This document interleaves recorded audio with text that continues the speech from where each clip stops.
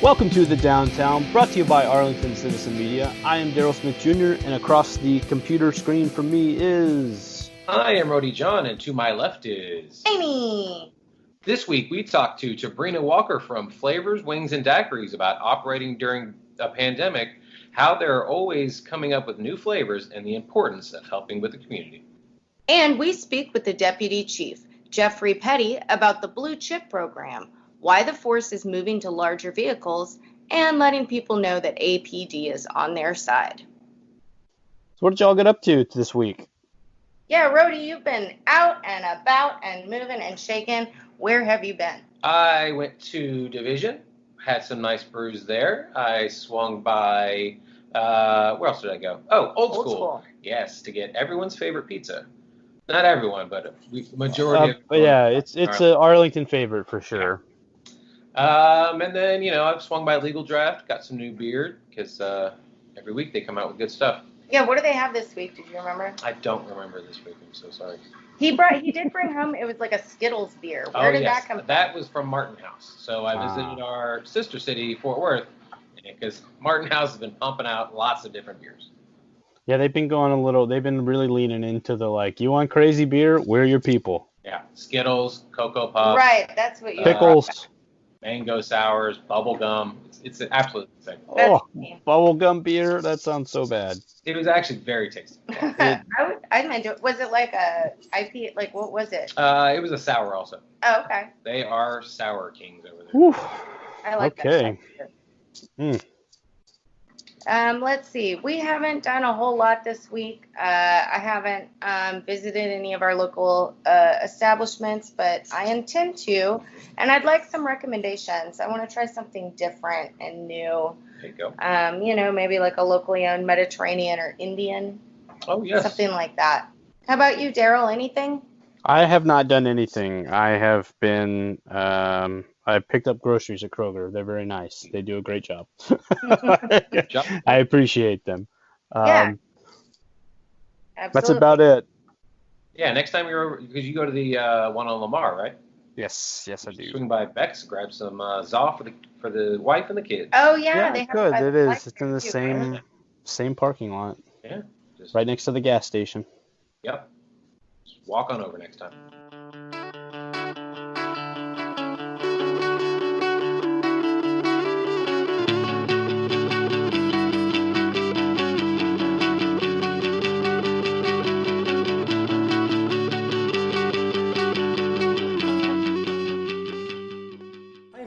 Deputy Chief Jeffery Petty from the Arlington Police Department. How are you today? I'm good, thanks. Thank you. So the department has started a Blue Chip program that allows officers to get anonymous mental health service. What more can you tell us about this program and how important mental health is? Sure. So probably about a year ago, we started looking at mental health, the mental health issues that were popping up across our profession. Right. And that's when a lot of the statistics came out that said, more officers were committing suicide than were being killed in the line of duty by a felonious suspect. Wow. So, and essentially, we're killing ourselves faster than other people are killing us. Right. And so we started looking around for some alternatives. Now, the city already has, and the police department already has a really robust program. Right. So we have a peer support team that will come out, and it's made up of officers throughout the department. And if you're having any type of mental health issues, you've always had that resource to reach out to a peer officer. And usually these peer officers have been through issues themselves. Right. And so they're just good to talk to. So we had that. The city has their EAP program where you can go and get 5 free visits a year, which is really a good benefit for our officers. We had some providers that we used kind of outside of those two situations. So like if an officer was involved in a critical incident, we'd send him to a more of a private provider who would give them counseling and basically say, hey, we think they're doing well, or maybe you need to see come back a few times or something like that. So we had several options on the table. The problem is a police officer is so worried about the stigma of being labeled mental health that all of those things, because they run through the department in the city, that a lot of times they'll say, look, I'm just not going to go. I'm not going to tell anybody, because if I come out and tell you I have a mental health issue, and you're one of my peers, then you may think, I don't really want to answer calls with you, because can I depend on you to be my backup? Right. Are you going to react appropriately? And if my supervisors find out, are they going to come in and try to take my badge and gun away because they think that I've got this mental health issue? And so what we didn't want that stigma to be a factor in people not seeking the treatment that they needed. Right. So around that same time, we were able to get a couple grants, mental health grants, and we kind of reconfigured our peer support team, and we did a lot of promotional stuff to get all that information out there. And the city started doing a lot of mental health wellness training, and we've done some online training and different stuff. The department put together a suicide prevention class. Okay. That we started and got a few people through, but because of COVID, we had to stop our training. Right. But that class is going to be phenomenal. We hope to get that out to all of our officers by the end of the year. Right. And so, but with all of that in place, we still felt like, hey, we're still missing this part of the guy that doesn't want to be stigmatized as having a mental health issue. How do you help him? So we developed this plan to pass out those blue chips. They've got our logo on them, and then we got vendors who agreed to take them. Oh, nice. Different private vendors, mental health providers, and so an officer can go to one of those vendors, identify themselves with the blue chip of, hey, I'm an Arlington police officer. They do, because of state law, have to provide their information to the provider, because they can't treat you if they don't know who you are. Right. But we never get that information back to the police department. Okay. All of that is confidential. So all we would get back from that provider is, hey, we saw someone who had a blue chip today. They would send us a bill. We would go through the process of just trying to make sure, okay, that is one of our providers. This is one of our blue chips, and then we will pay that invoice out of the grant. Oh, very nice. I think it was initially, I was thinking, how many people are really going to go? Right. And I was really kind of surprised that people did take advantage of the program when we rolled it out. Right. And then COVID come around, and we went to virtual counseling. Right. And guys just don't want to do that, honestly. It's different. Yeah. Right. I've had friends that have tried to do the same thing, and they're like, it's not the same. Right. Yeah. And I think, too, some of the guys are concerned about the anonymity of, well, now I'm on a device that you can record my voice, my picture, and everything else. So I think that when we go back to kind of relaxing our COVID standards, and the providers go back to seeing patients in person, that program will pick up again. But that's really the focus behind the program is to reach that segment of the police department who, because of that fear of stigma, would probably not reach out and seek help any other way. Right. But under this program, they feel comfortable. Okay, I'll go ahead and do this because I can maintain my anonymity and still get the service, and it's not costing me any co-pays or out of pockets. Right. Which is another thing that could prevent people from getting treatment. Oh, of course. If we just said, hey, go use your insurance, and your deductible is $3,000, well, you may not. That may not be an option for you. Right. If you couldn't afford that. So that's kind of the program, kind of in a nutshell. Right. Do you have any other questions? Oh yeah. So the APD has had a Forever Friday to help dogs get forever homes. How did that program begin, and how much more success do you guys think you've seen during the pandemic?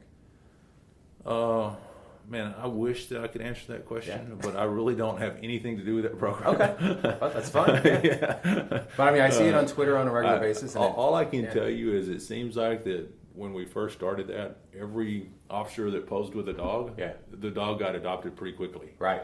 Yeah, but I don't have any statistics or anything. I could find out some of that stuff. Possibly, yeah. Okay.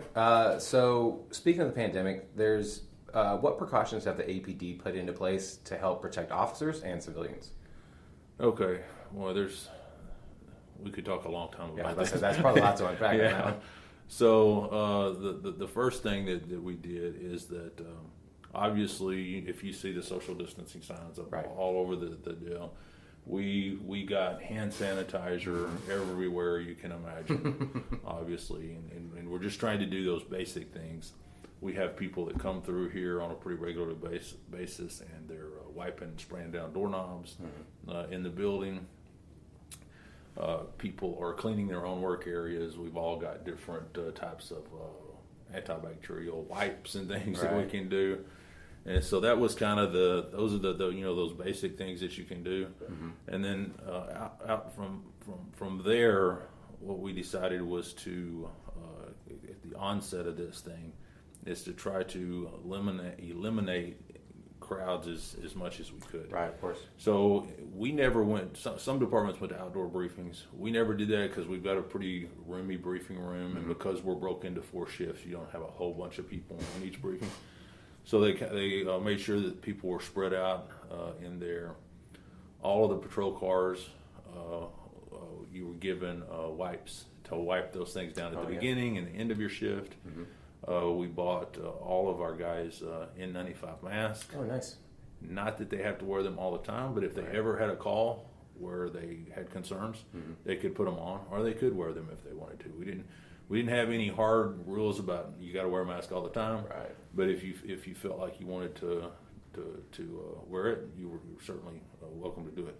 And then those calls that we would get dispatched to assist AFD with and stuff that were definitely COVID-related calls. Right. Well, then officers would put their mask on. We also bought them a pair of clear glasses to protect their eyes. So had an N95 mask, glasses.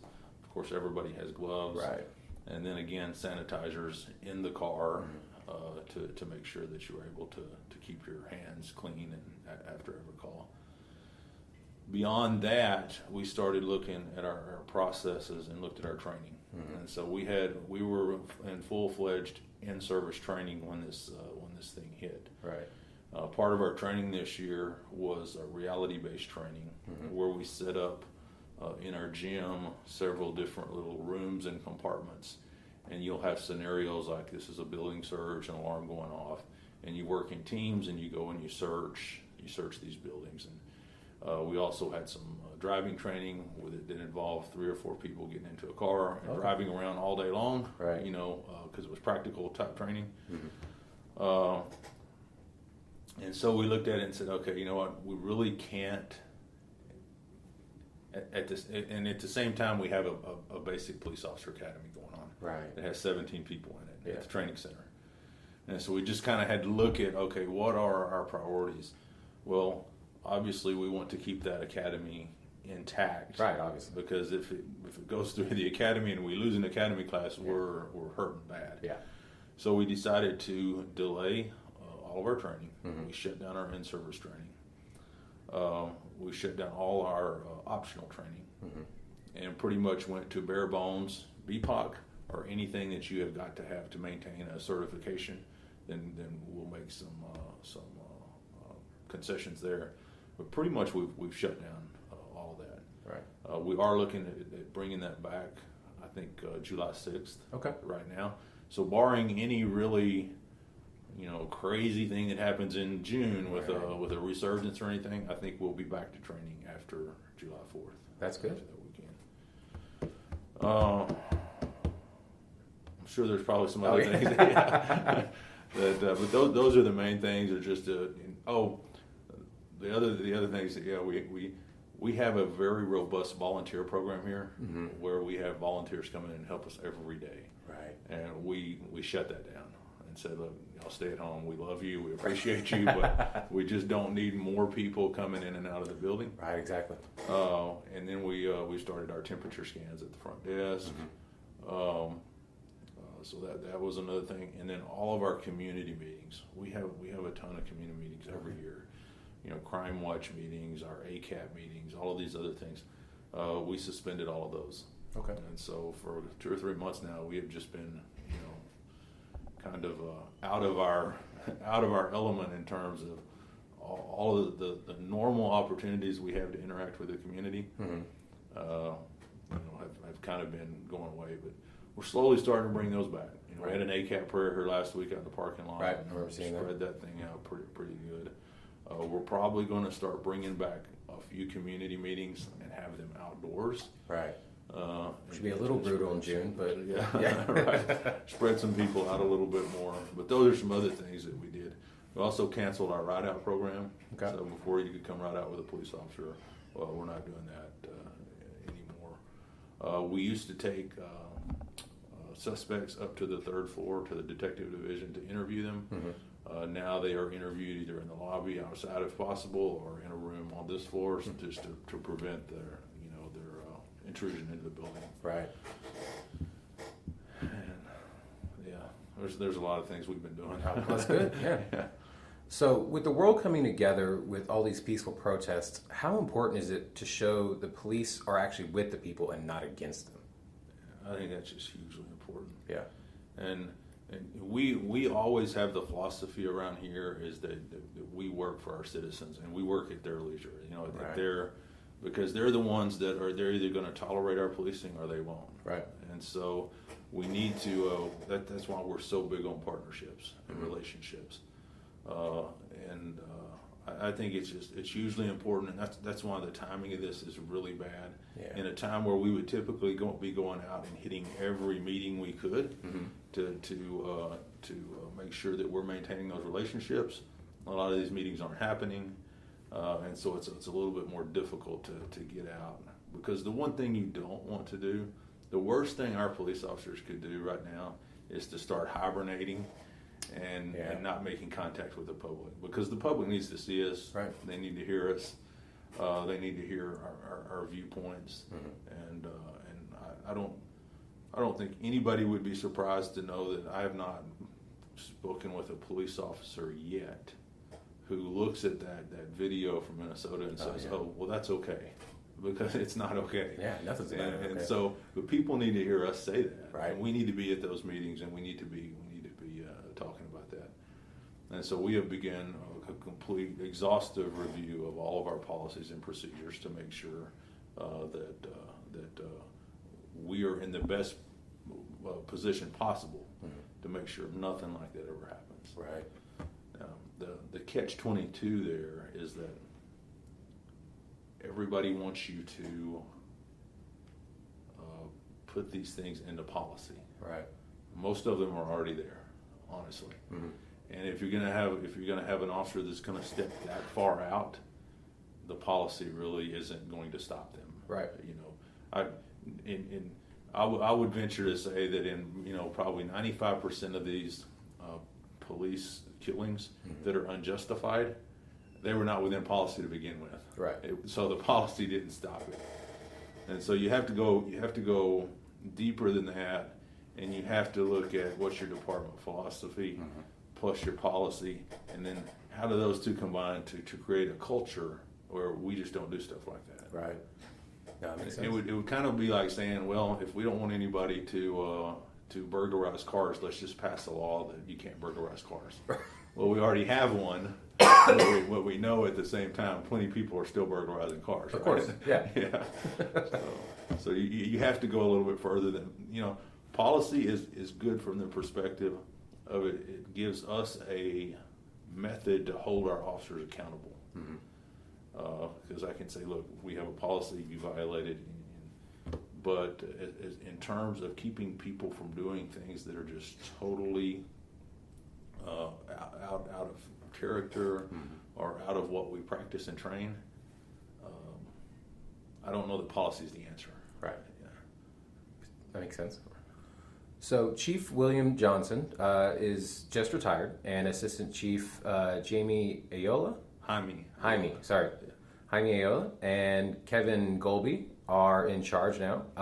There's only been 6 police chiefs since 1934. Do you believe that they'll be hiring from the outside or someone within? Anything I told you would just be a complete guess. I mean, And I don't even have a feeling about it one way or the other. Right. I think it could go either way, honestly. Right. I think a lot of it, we have two very capable assistant chiefs here that could take over this police department with no problem whatsoever. Mm-hmm. But at the same time, they are going to be put into a field with candidates from all over the country. Right. I assume we will have a good pool of applicants to pick from. So the deciding factor may just be who applies and who's in that pool, and then who fits best with our city. But I honestly could not lean one way or the other if it's going to be an inside, it's going to be outside. I guess I would just say it's going to be one or the other. Okay, there you go. So speaking of just guessing, there's an urban legend that the Arlington Police Department moved to bigger vehicles because a former member and former 8-time Mr. Olympia, Ronnie Coleman. Is there any truth to any of that, or do you remember any of that? That's the first time I've heard that. Oh, you haven't heard that one? Yeah, I've been hearing that for years. No. So here's the reasons why we're moving to bigger vehicles, and I think all of them are very you'll find very logical. First of all, big vehicles that used to be big aren't very big anymore. Oh, no, not at all. And so what we used to call a full-size vehicle, back then what we get now when we get a full size is what would have been maybe a mid-size back then, right, because the cars are getting so smaller. And then you got so much equipment to put in the front of those cars with your computers and all your other stuff and cameras and everything. You kind of have to push the seats back anyway to get all that between the seats, and then you have to put your prison either your shield or your cage up there. We use a plexiglass shield up there to protect the officer while he's transporting, and you end up with a back seat that's about that wide. Right. And it works good, if you're taking some really small person. But when you got to put a big person in the back seat of that car, it's incredibly difficult for us. And it's incredibly difficult for that person who's handcuffed trying to get in there, right? And it's just uncomfortable. So that's one reason, is just kind of the phasing out of the big car. Yeah. And the smaller cars just don't work for us. The Chargers that we went to, we found out that we had so much rain last year, we were flooding a lot of them out. Oh, really? And so when you went through about a foot and a half of water, the water was hitting the intakes, pulling water into the engine, and every time that happens, that's about a $6,000 or $7,000 bill. Wow! So we started looking at that as well in terms of, typically we don't have that much rain, but last year it rained a lot. Yep. And so we end up losing a bunch of cars, and so we started saying, so how can we offset that? And so we started looking at the Tahoes, because obviously they have a much higher wheelbase. And then the third thing I think is that it's very odd, because when I became a police officer 32 years ago, oh, wow. Okay. I went to work, and I had a briefcase that was about this big, right, and everything I needed pretty much was in that briefcase, right, and I would take that and go get in my car and go to work. Now we have guys that have they have to carry their special response equipment, which is in a bag almost as long as this desk. Wow! And so that's huge, because it's got your turtle gear and your helmet and all of that stuff in it. So you've got that to deal with. We've also bought our officers also have armor plate carriers now, and a helmet that they can carry in another bag, so that if you get out, and because these vests that we wear, they won't stop a rifle round typically. Right. And so we've got a much heavier vest that you just throw on over this, and it's made out of steel. And so if you get an active shooter or a guy with a rifle on a balcony somewhere, you can throw that on. So that's another piece of equipment they're carrying. Wow. We used to use ticket books. Remember those? Oh yeah, I remember those. Yeah. Yeah. Now we're going to electronic ticket writers that come in a case and I've gotten tickets from both. So yeah. Radars used to be mounted in the car, and now they're pretty much checked out. But of course, they're not radars anymore. They're lasers, yes, and they come in a case. And so just loading up, all of that stuff in a small car is problematic. Right. And so the reason for going to the bigger cars, it really is those three things. And then to your point, I don't think it had anything to do with Ronnie Coleman because he's been gone so long before we made these decisions. But we do have officers that are really big. And guys that are 6'8" and they're not small guys, and just it's painful watching them get into a Charger. Oh yeah, because their heads come down like squeezing that, them, like it's almost wearing the backpack. Yeah, and so I think for a comfort kind of health thing, especially for the bigger officers, those cars have been very well received by officers. I can imagine. The other thing that we looked at is when we drive a sedan and we put 100, 110, 120,000 miles on it and then try to auction it off, it's pretty much a wash. Right. Whereas the SUVs tend to have a little bit better resale value. They tend to last a little bit longer, I think, because they're on a truck chassis and they're built a little better. Right. And then the resale value is a little better on them. So you are making up a little bit of money in there somewhere at the end. So I think that's the reason that those things all kind of combined, coming together, kind of just led us to think, hey, it's just time to try to upgrade our fleet to Tahoes. No, I mean, it makes sense. Yeah. So we have a segment on the show called the Tournament of Toppings. We're trying to find the best pizza in Arlington. What is your favorite pizza place in Arlington? Oh, Moni's. Okay, yeah. Moni's is very good. Yeah. And that place is BYOB, so yeah. It's even better. So, as a police officer, what do you wish people knew? Like right now, I wish they knew how impacted we have all been. Right.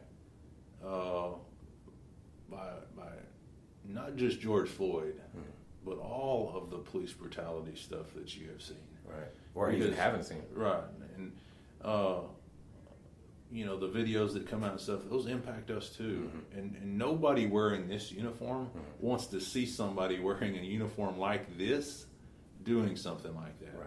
Because it takes away from the professionalism and the hard work and everything that we want to project.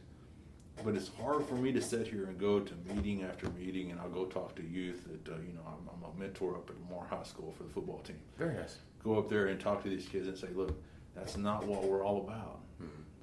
And and 98, 99% of the officers are just the best people you can think of. They're not going to do stuff like that. Right. And then to have to go out here and to try to build those relationships and promote that image, and then have a video like that come out, it just sets you back so far. Right. And so I think I would just like them to know, hey, we're not on opposite teams here. Right. We want the same thing you want. We don't want police brutality. Right. We don't want people killed by the police that ever. But certainly we don't want people that shouldn't be killed at all. There are some justified times when a police officer might have to take someone's life, and we want you to acknowledge that as well. That, hey, we know that occasionally there are going to be cases where to protect your life or someone else's, you're going to have to use deadly force. But at the same time, it's just as disappointing to us as it is to you to see a video of a police officer engaged in misconduct. Right. That makes sense. So, where can people go to help volunteer or find out more information about the department, as what you guys are doing, and then when they start going out in the community again? I think the best place is to go to our website, arlingtonpd.org. There we go. We've got all of our annual reports on there. We've got all of our mentoring programs, our community programs. Everything is listed out there, including stuff about our volunteer program. There you So go. it's a wealth of information, and I think some people don't realize how much stuff we do offer on that website until you go out and look at it. Yeah. Yeah, that makes sense. Well, thank you for your time, and for myself, for our Arlington Citizen Media and the city, thank you for what you do every day, you and your brothers and sisters. So thank you very much. I appreciate it. It means a lot.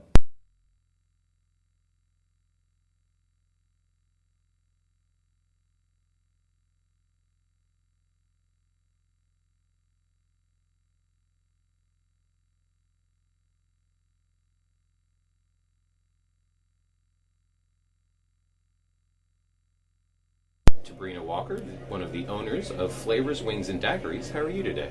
I'm doing great, thank you. Thank you. How did Flavors Wings N Daiquiris start? It is actually the brainchild of my husband. We've had businesses in the past, but he's always loved cooking. And so in every business that he has had, there's been some aspect of the dining experience. Right. But this time he wanted to just do an all-out restaurant. Okay. And we had it in motion for about 1.5 to 2 years. We started off looking actually in the Austin area. Oh, okay. And it didn't work out.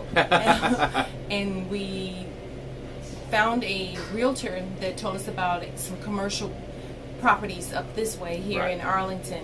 We're originally from Killeen, Fort Hood. Oh, okay. And so my husband wanted to be in an area where there was high traffic, of course, but people that would be receptive to our type of cuisine. Right.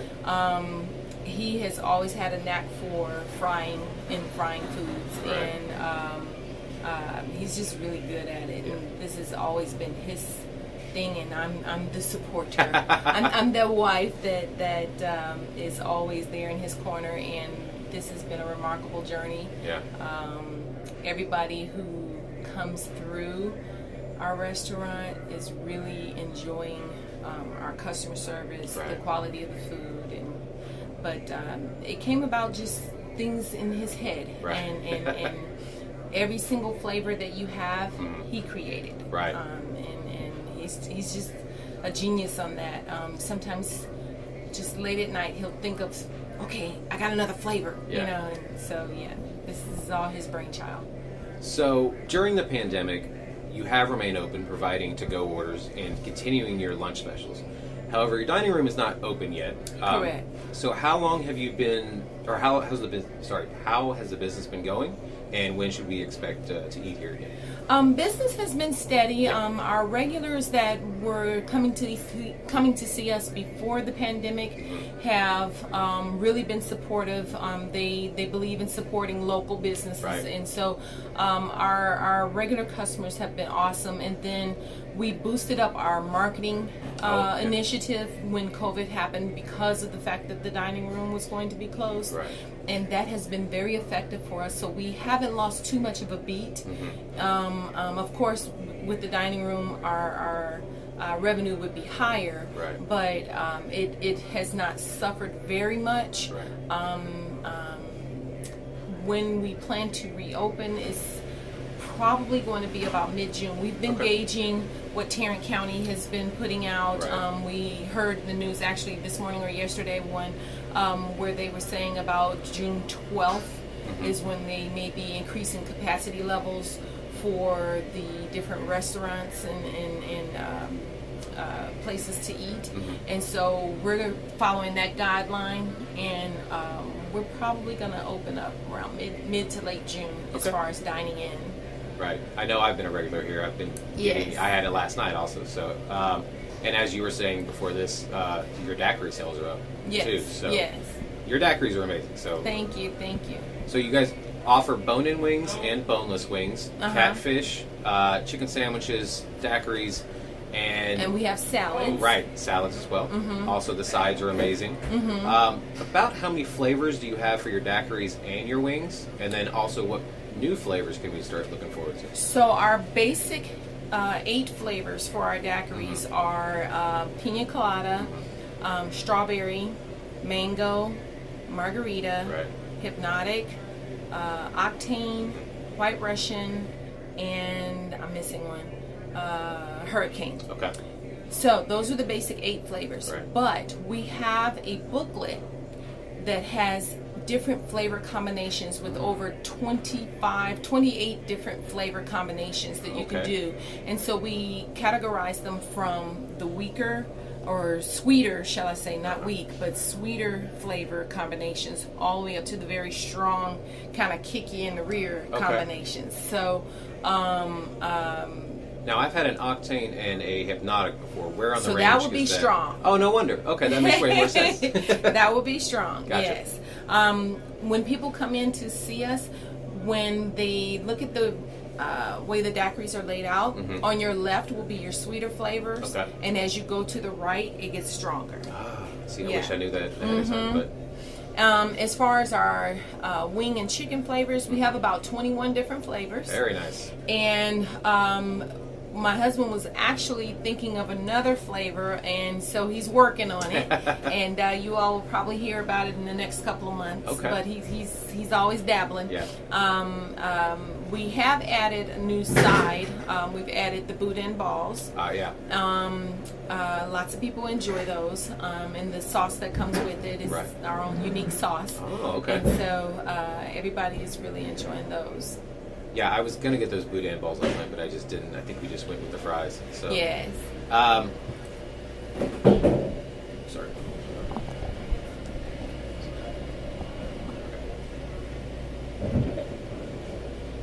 So in the past, you've hosted a lot of great events that includes karaoke, ladies' night, and different fundraisers, just to name a few. Yes. What can people look forward to once everything is safer for gatherings? More than likely, we will stick to the same format. We will be open for private birthday parties, anniversary parties, that type of deal. But we won't have too much of the DJ aspect of it, the dance hall aspect of it, because our focus is on our restaurant, is on our food, and so we want to keep that focus there. Makes sense. We will probably do more philanthropic type projects. Like we did a project with Sigma Gamma Rho sorority, and we did a project with Women of Gold, where they had a fundraiser, and it's to help their service organizations. So we did do that. We're open to helping in the community, provided that, of course, our business can afford to do that. Yeah. Exactly. No, that makes sense. So we have a segment on the show called the Tournament Toppings. We're trying to find the best pizza place in Arlington. What is your favorite pizza place in Arlington? Ooh, so I want to say probably Little Caesars. I used to be a big fan of Pizza Hut, but Little Caesars has been winning me over lately. So they have that new pizza with mozzarella cheese on it. Looks like I've been wanting to try that one. Yeah, it's my family and I we've been doing a lot of that.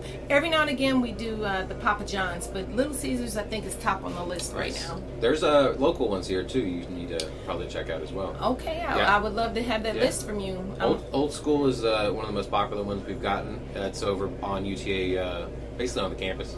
Is there anyone that serves like Chicago deep style dish pizza? There's Gino's East, but they're not. They're a chain, but that's the closest thing you're going to get, unfortunately, to that. Yeah. But the local pizza places are more or less the pan and the thin There's thin pan, crust. yes, and there's New York style, like Beck's Nisa Pizza on Lamar and Cooper. They do the New York style as well. So, I would love to get that list from you. Without a doubt. Yeah, we've got at least 15 that we need to be checking out. Okay. So you're not only a veteran-owned business, but you're a black-owned business as well. Yes. During these times, how important is it for people to come together and support their local businesses? It is very crucial. With COVID being in the forefront and with the political aspect of the racial tensions that are going on, it is really important that we love on each other. Yes. As a community. Right. And in doing so, that's supporting your own and supporting your local businesses. We're all for reaching out to everyone. We don't discriminate against anybody coming in to our restaurant, but we wholeheartedly embrace, the veteran community, the minority community, and we welcome them. And during these times, all I can say is we just gotta love on each other. I try to preach the same thing because it doesn't matter who you are. We're all here together and we all need to love each other. Absolutely. Yeah. Absolutely. So, June 25th is National Catfish Day. Yes. July 19th is National Daiquiri Day. Yes. July 29th is National Wing Day. Yes. Obviously, everybody make sure to come to Flavors Wings N Daiquiris to celebrate. Where else can people follow you guys and find more out about your place? So we're on social media. We are on Twitter. We are on Instagram, Facebook, and Twitter, Instagram, Facebook, and of course our website. Right. We have entertained the idea of possibly doing a TikTok for the business, but that would be a lot of work. Right. Yes. So, but TikTok is growing, and we see the popularity with the millennials, and so if we can think of something creative to do on TikTok for the business, we might entertain that idea as well. I think with Wings and Daiquiris, I think and all your food, I think you guys can figure something out. Yes, yes. Without a doubt. So, Tabreena, thank you for your time, and we hope to talk to you later. All right, thank you, appreciate it. Thank you.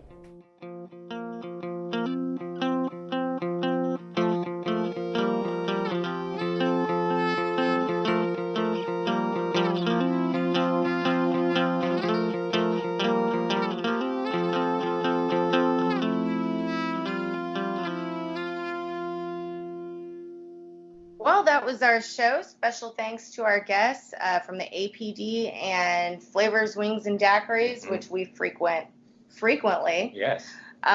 Remember, you guys, stay safe out there, but continue to visit our local establishments and Eat local, drink local. Tag us and send those pictures over to us on Facebook, Arlington Citizen Media, Twitter, ATX Citizen Media. Tag us on Instagram, Arlington Citizen Media, and send those pictures the old-fashioned way. Email arlingtoncitizenmedia@gmail.com. Also go to our website, www.arlingtoncitizenmedia.com. Don't forget to subscribe and give those 5-star reviews of the downtown at Apple Music, Spotify, Google Podcasts, and also hit us on SoundCloud, iHeartRadio, and YouTube. And go rediscover your city.